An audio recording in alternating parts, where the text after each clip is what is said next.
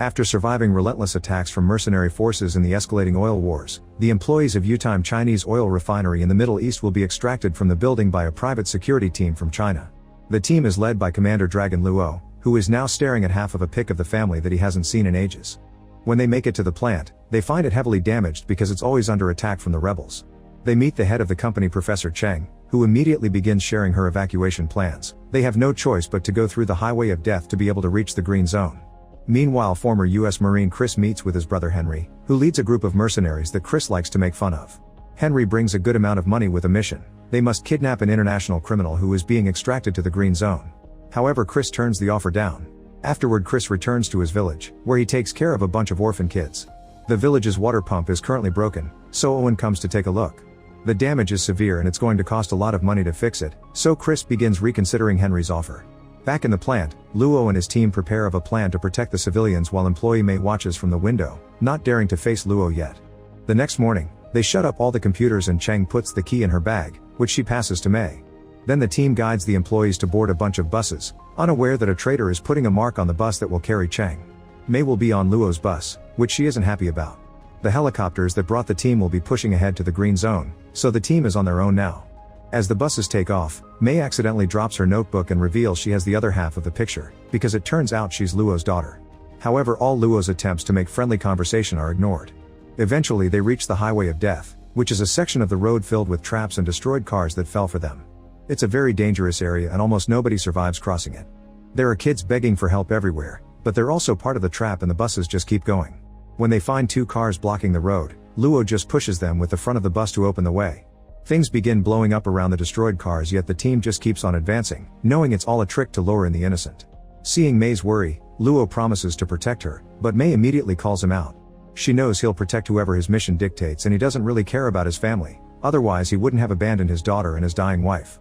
The buses cross the highway of death without issues, only to then discover a sandstorm covering the road ahead, which doesn't make sense because they checked the weather earlier and it was supposed to be clear. Having no other choice, they begin driving through the sand, and Luo notices it doesn't behave like a normal storm. To make matters worse, the team members lose contact with each other and all signals on their systems are jammed. At that moment Mei notices something nearby, but it quickly disappears and she blames it on her imagination. However, Mai is actually right. Chris and the mercenaries are following the buses through the storm, knowing what bus to pick, thanks to the mark the guy left earlier. Once they're in position, they shoot a hook on the last bus to bring the car closer, then they use a platform to climb on it before blowing up the car. Because the vehicle is still attached to the bus by a wire, this causes it to bounce and crack the bus front window. This gives two mercenaries the chance to break through it, and they immediately knock out the guards before taking control of the bus. Meanwhile, two other mercenaries jump onto the following bus and get inside as well, but here the guard gives them a fair fight. After disarming each other, the guard and the mercenary begin fighting hand to hand, but it only takes a few hits before the guard is punched through the window and out of the bus. Luckily she lies down just in time to avoid being run over. The mercenaries take over this bus too and get off the road to end their mission. Once they're clear, Henry and his mercenaries take a few of the bus passengers hostage, and Chris is mad because they seem to be civilians, not criminals. Henry tells him it's just all a trick. Minutes later, the main buses finally leave the storm and realize they're missing two vehicles. They try to contact the guards to no avail, and Luo is sure there's nothing natural about this storm. The helicopters come back to help and take Luo and Mei on a ride to search the area, which allows them to discover the enemy had been using a jet engine to push the sand. The helicopter follows the road the truck with the engine took and finds one of the buses with a guard, who tells them Americans were behind all this. The other helicopter is going through a different road and finds the mercenary cars. Both sides immediately open fire, and the guard manages to hit a mercenary car to make it explode.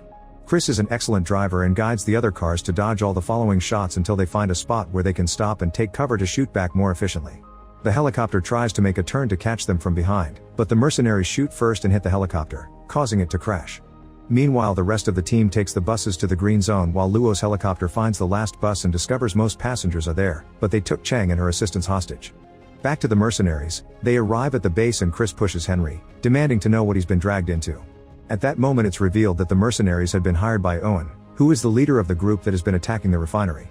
He explains he got tired of working for oil companies and now he's planning to steal it all for himself to make the big bucks. He also offers Chris a job as his security officer because Henry is too young and desperate. Chris turns him down and leaves, ignoring his brother's pleas to stay. Afterward, Henry tries to tell Owen that they don't need him and he can do the job, but Owen answers by shooting him, and his men shoot the mercenaries that aren't part of Owen's personal team. Moments later, Luo is back in the helicopter and sees Chris drive by. He considers shooting but decides it's better to follow him instead. The helicopter is low on fuel, so they'll drop Luo and leave. Meanwhile, Chris returns to his house and punches a picture frame, overwhelmed by guilt. One of the kids asks him to come out and play, and that's the moment Luo finds him. He takes the ball and starts throwing it at Chris, demanding answers, but Chris refuses to say anything. When the kid interrupts to ask for the ball, Luo doesn't want to scare him and pretends to leave, but actually he's still following Chris. Afterward, Chris leaves in his truck to meet with Henry at their usual spot. However, when he enters the abandoned building, he's devastated to discover his brother's dead body, which Owen left just to taunt him.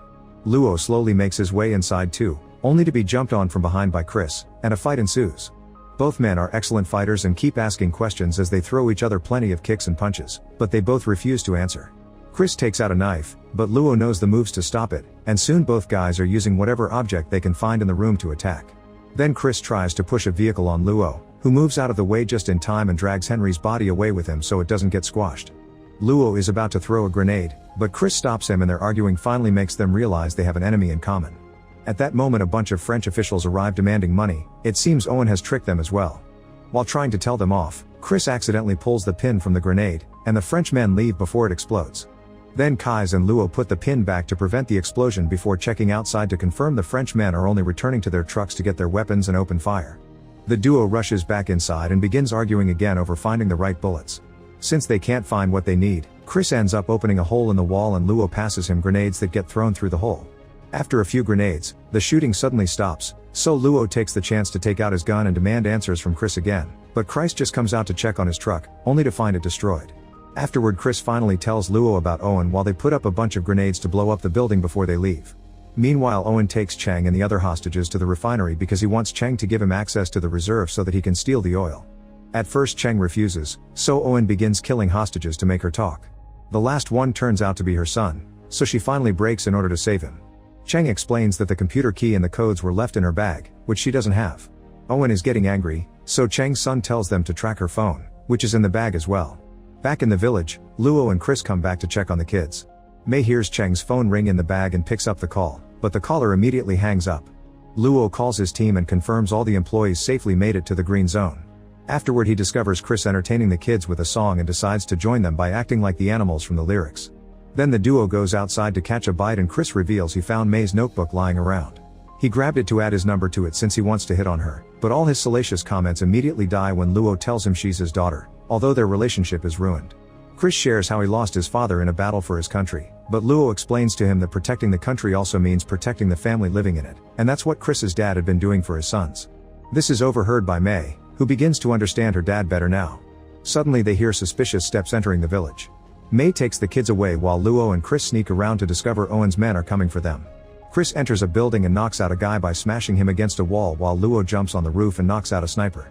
Another shooter immediately corners him, but then Chris joins him and jumps on the guy, causing the roof to crumble down and the duo to fall. They quickly leave the building and hide to wait for the next guy. Luo gives a signal when he comes closer and Chris quickly jumps on him to knock him out before he can shoot.